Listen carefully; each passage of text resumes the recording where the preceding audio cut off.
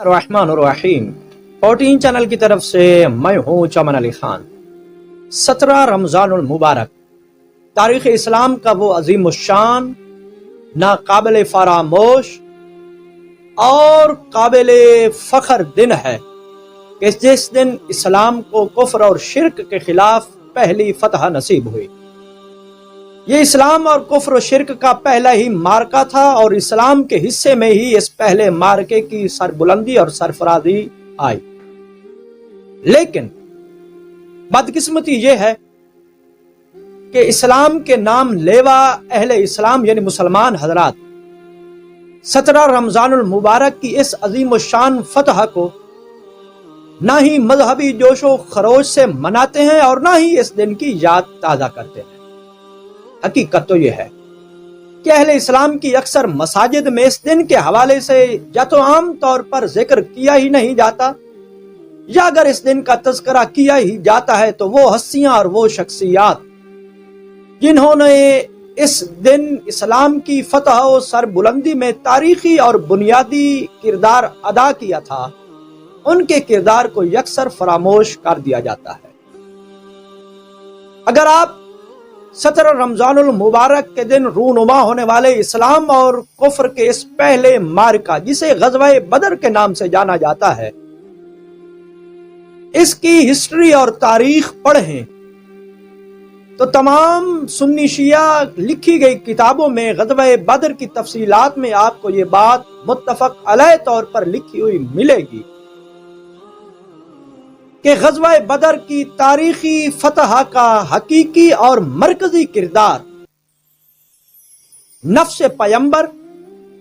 جانشین رسول، مولا کائنات امیر المومنین حضرت علی ابن ابی طالب علیہ السلام ہے۔ میں اپنی اس بات کی دلیل کے طور پر متوجہ کرتا چلوں کہ یاد رکھیے سنی شیعہ مورخین کے مطابق غزوہ بدر میں لشکر اسلام کا مرکزی علم یعنی پرچم جس کا نام عقاب تھا، وہ حضور پاک صلی اللہ علیہ وآلہ وسلم نے حضرت علی ابن ابی طالب علیہ السلام کو دیا تھا۔ یعنی اسلام کے اس پہلے مارکے کے پہلے علم بردار حضرت علی ابن ابی طالب علیہ السلام ہیں، اور اس وقت حضرت علی علیہ السلام کی ظاہری عمر مبارک تقریباً 20 سال کے لگ بھگ تھی۔ اور اس کے ساتھ ساتھ میں یہ بھی عرض کرتا چلوں کہ سرزمین مدینہ سے یعنی یثرب سے 130 کلومیٹر دور جنوب مغرب کی جانب مقام بدر پر رونما ہونے والے اس مارکہ بدر میں حضرت علی ابن ابی طالب علیہ السلام نہ صرف یہ کہ لشکر اسلام کے مرکزی علمبردار تھے، بلکہ اس کے ساتھ ساتھ حضرت علی علیہ السلام نے اس مارکہ بدر میں شجاعت و بہادری کی وہ عظیم تاریخ رقم کی کہ جسے دیکھ کر، جسے پڑھ کر اسلام کا مطالعہ کرنے والے حضرات دنگ رہ جاتے ہیں۔ اس لیے کہ جب تاریخ اسلام پڑھنے والا، اسلام کا قاری یہ دیکھتا ہے کہ لشکر اسلام کے ہاتھوں قتل ہونے والے مشرکین کی ٹوٹل تعداد 70 ہے، اور جب ان 70 مقتولین قریش کی تفصیلات کی جانب متوجہ ہوتا ہے تو اسے سنی شیعہ کتب میں یہ بات بھی لکھی ہوئی ملتی ہے کہ ان 70 میں سے 36 مشرک مقتول وہ ہیں کہ جو صرف اور صرف ابو طالب کے بیٹے حضرت علی ابن ابی طالب علیہ السلام کے ہاتھوں واصل جہنم ہوئے، کہ جن میں ولید، سعید بن عاص، حنظلہ بن ابو سفیان اور نوفل بن خویلد جیسے نامور جری بہادر مشرکین شامل تھے، جبکہ ان 36 کے علاوہ جو 34 مشرک قتل ہوئے تھے غزوہ بدر میں، وہ تمام لشکر اسلام اور 5000 فرشتوں کے ہاتھوں واصل جہنم ہوئے تھے۔ اس بات کی جانب متوجہ رہیے گا کہ غزوہ بدر کے حوالے سے اللہ نے قرآن مجید میں مختلف آیتیں اتاری جو کہ سورہ انفال اور سورہ آل عمران میں موجود ہیں، اور بالخصوص سورہ آل عمران کی آیت نمبر 125 کے اندر اللہ نے بدر کے میدان میں فرشتوں کے اتارے جانے کے حوالے سے فرمایا ہے کہ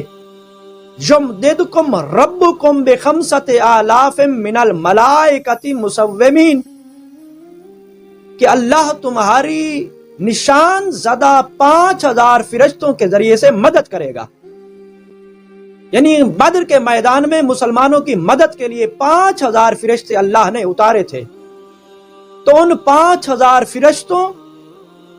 اور باقی لشکر اسلام سمیت ان تمام کے مقتولین کی تعداد سے زیادہ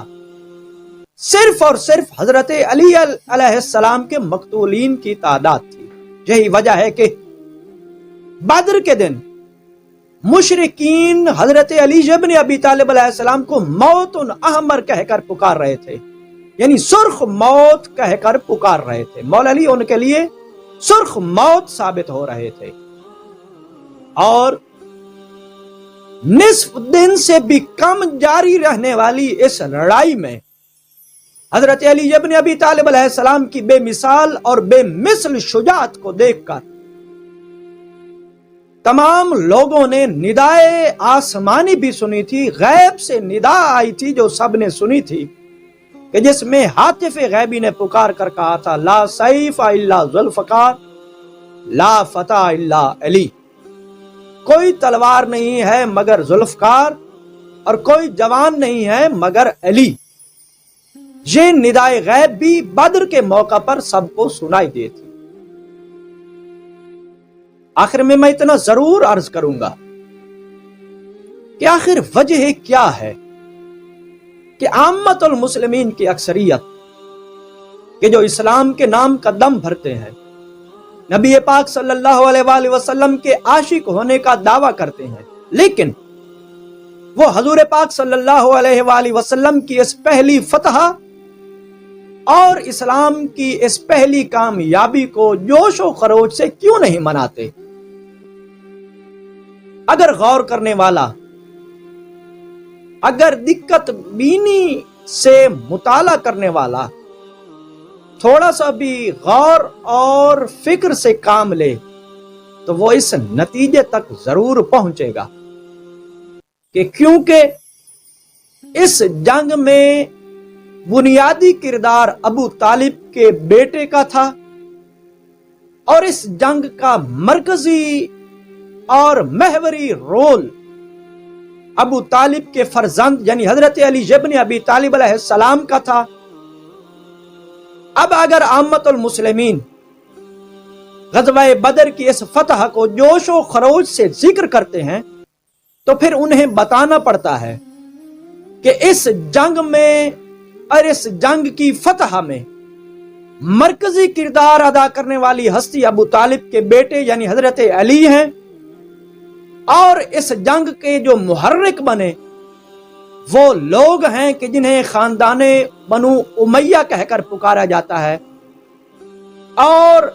خاندان بنو امیہ کی اکثریت یعنی ان کے بڑے بڑے بہادر لوگ جو کہ حضرت علی کے ہاتھوں اس جنگ میں واصل جہنم ہوئے، تو لہذا جب مقتولین کا ذکر آئے گا تو ان کا نام بتانا پڑے گا اور پھر ان کے خاندان کا بھی نام لینا پڑے گا۔ اس لیے عامت المسلمین کی اکثریت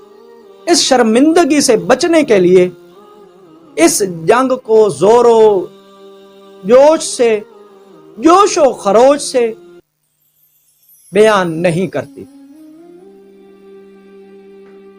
دکھ کی بات یہ ہے کہ عامت المسلمین کی اکثریت